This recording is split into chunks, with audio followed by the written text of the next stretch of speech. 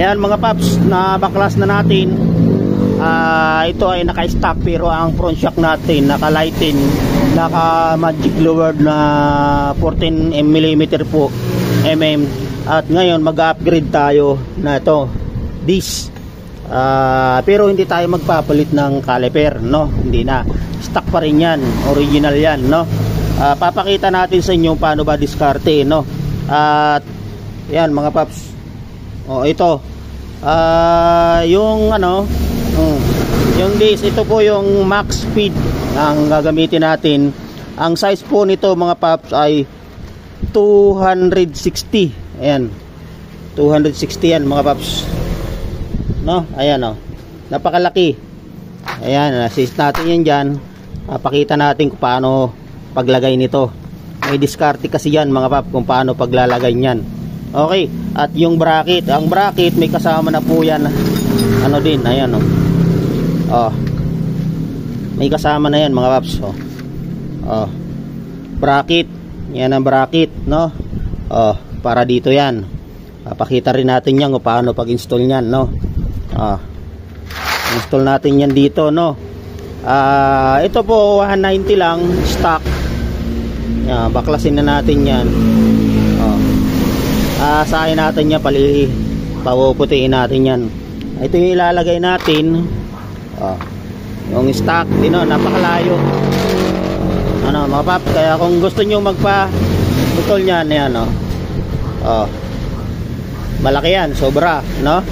Ngayon lalagay muna natin yung stock. Ito napakaliit ng stock, parang nilamon lang, no? Yan, paano diskarte? Siyempre lalagay muna natin to, no? Yan, diba, laki na. Lalagay muna natin tong ibang isang tornilyong ilalagay na natin, pero hindi na natin muna ihigpitan, no? Para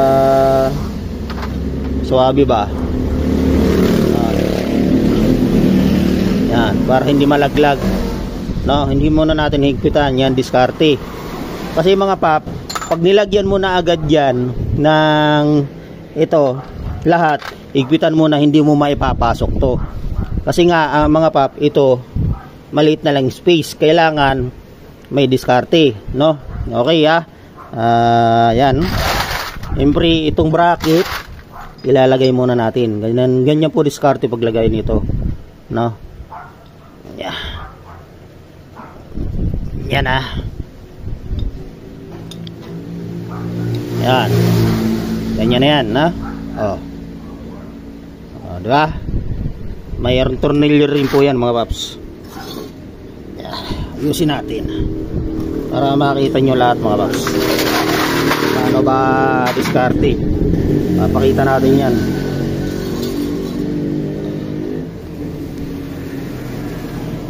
Yan yan mga paps, tornilyo. Lalagay na muna natin yan. Babaw yan, no? Ayan, kasama na po yan mga pap. Yung tornilyong ito, alin. Sit muna natin to. Ayan, yan, diskarte basic lang tong gawin mga pap, no? Pero may diskarte, no? Basic lang gawin pero may diskarte. Para mapabilis ang paggawa ninyo, unahin nyo muna to.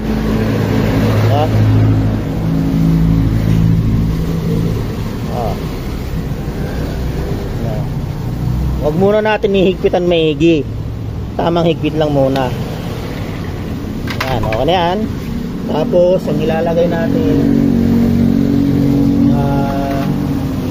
siyempre yung gulong.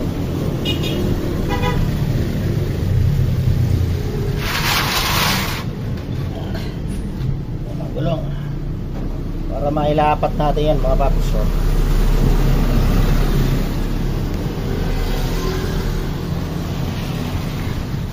Yan. Siyempre mga pap, huwag nyo kalilimutan to, no? Yan, lalagay nyo muna yan. Yan muna.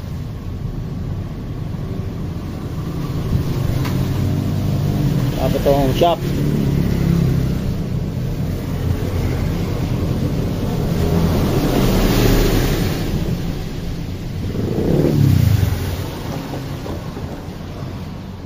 Yan, diskarte yan ha, shop.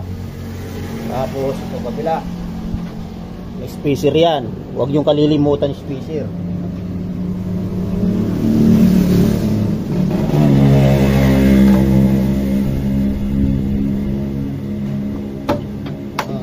Yan, ba nailagay na.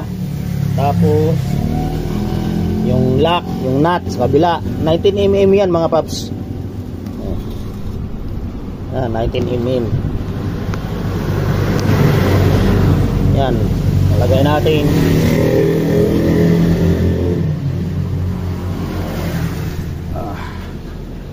Lalagay muna 19mm yan. Pero hindi muna natin ihigpitan yan, siyempre. Lalagay muna natin yan. Tingnan yung mga bolt, hindi muna natin yan ilagay. Pero ito luluwagan ka muna to. Yan, luwag muna yan. Tingnan nyo na iaangat. Di ba? Kapag pinex nyo kasi yan, mahihirapan kayo pasok nito. Disc na yan. Yung ito to. Caliper na yan. Hindi mo maipapasok yan mga paps. Kailangan maluwag yan. At wala pa yung mga bolt. No? Yan ha. Ganun diskarte. Okay, lalagay natin ha. Siyempre, iangat nyo to. Angat nyo para maipasok nyo to.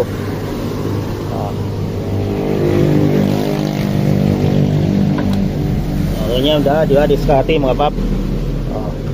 Tapos pag naipasok nyo na yung mga pap, pwede nyo nang lagyan tornilyo muna.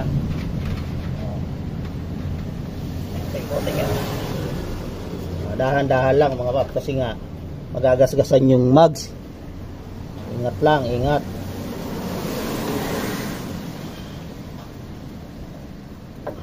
Yeah. Ngayon, tamang higpit lang muna, no? Bago higpitan maigi yan.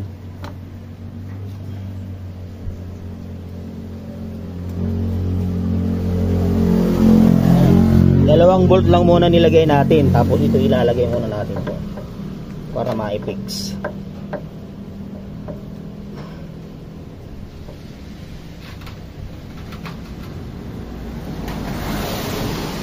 Tapos gumamit tayo ng alin yan. Ang alin nito mahaba yung mga paps. Ang ginawa dyan, pinutulan lang para maging sakto dito. Gumamit tayong alin kasi mas matibay yung alin. Hindi basta nasisira yan, hindi basta puput-put kasi malaki. Tapos yung alin na ginamit yung malaki. Ano ito mga paps? 8, number 8, number 9, yan.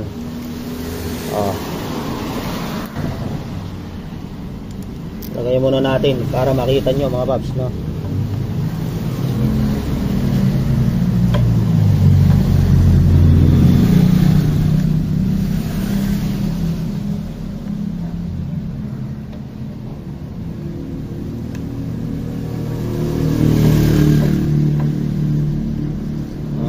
Yan, diskarte.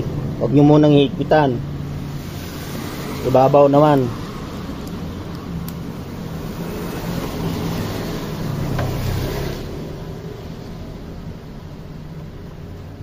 Diba?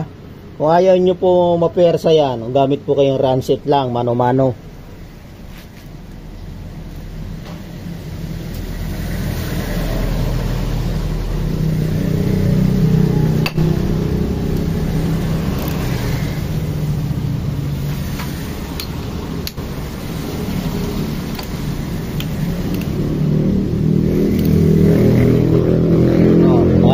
Para tansyado.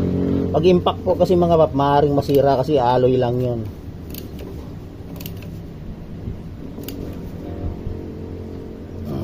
Tamang higpit lang, huwag lang matatanggal mga paps.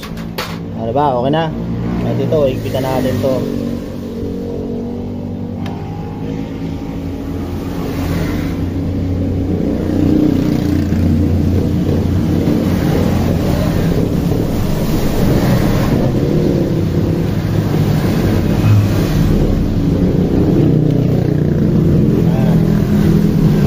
di ba mga paps? Oh, nailagay na. Dalawang tornilyo pa lang nilalagay natin. Pero ang gagawin kasi natin dyan, di-discarte natin yan mga paps. Kasi medyo may kalawang, hahasain natin yan para pumuti. Hahasain natin to para pumuti itong dalawang itong head, para hindi maging kalawang. Ayan, di ba mga paps? Ang ganda na. Kaya kung gusto nyo mga pap magpa-upgrade nito, PM lang. Ayan o. Kasi ang stock mga pap maliit. Pag mabilis ang ikot, ayan o, umiinit yung brake pad. Kaya mas maganda mga pap, malaki talaga yung disc brake para mas kapit at mas madaling kumapit yung brake at makakatipid yung brake pad. Kumbaga malaki ang maililis ninyo tipid, no? Kasi kapag malaki yung disc, mas malaki, mas maganda yung kapit at hindi basta magi-slide ano mga pap, malaking maitutulong niya. Kaya mas maganda po talaga ang malaking disc. Itong disc na ito mga pap, halos 7 taon na po ito. Matagal mapudpud, original yan. Kaya nag-upgrade tayo ng disc para maganda, para yung kapit swabe, kakapit yan, hindi ba laki oh. Ayan, tinuro natin sa inyo kung paano ang diskarte pagkabit nito. Ngayon naman hahasain natin to para pumuti, maging anong tulad na yun. Okay, ayan na mga paps, na ilagay na natin. Di ba? Yan, brake disc 260 at may extension. Kasama na po yan, set na. Kaya kung gusto nyo pong buli o magpagawa dito, 850 po. May kasama na to, tapos ito. Ayan, 850. Pares yan. Okay, kung nais nyo pong magpagawa, PM lang o mag-order, PM lang Mechanic Dr. Page ito sa YouTube channel, PM lang kayo. Kung gusto nyo pong magpagawa rin ng front shock lighting tulad nito ginawa natin, PM lang. At naka magic lower dyan, medyo nakababa yung bender. Yan yan, kaya swabe yan mga paps. Yan, napakaganda po kasi kapag malaki ng disc, malaki maitutulong at makakatipid kayo sa brake pad setup. Ganyan na, hindi na po babaguhin ito, hindi na papalitan, stock lang lahat para walang sakit ulo. Yan, diba? Ganda na mga paps, malaking tingnan. Wala lang diskarte mga pap. Sana matutunan nyo paano pagkabit nito sa mga mekanikong may iwasan nyo pong magasgasan yung yung lalo na kung mga masisilan yung customer at maganda yung mags, pinturado yung mags, may iwasan nyo po magasgasan. Okay, ganyan po mga pap ang setup, ang paglalagay diskarte. Gusto nyo palitan ng 260mm na disc at may extension na siyempre gagamitin, stock pa rin yung brake pad o brake Okay, maraming salamat. Please subscribe my YouTube channel, please follow my FB page, Mechanic Doctor. Always open araw-araw 7:30 hanggang 8:30 ng gabi. Hindi po kami nagsasara. Kung gusto nyo magpagawa, FI diagnose, calibrate, FI troubleshoot, wiring repair, wiring installation, FI package, at repair body chassis, big bike, motorcycle, scooter, motorcycle owner, repair wiring, gumagawa tayo. Okay, maraming salamat sa mga customer na nagtitiwala at sumusuporta. Mechanic Doctor nag-upload ng mga kaalaman na basic pero diskarte para iwas maka-damage ng ibang parts. Tulad nito, iiwasan natin dyan ma-damage ang mags kasi minsan ang mga customer masisilan. Itinuro natin dito ang diskarte paano mag-install ng 260 disc sa Honda Click.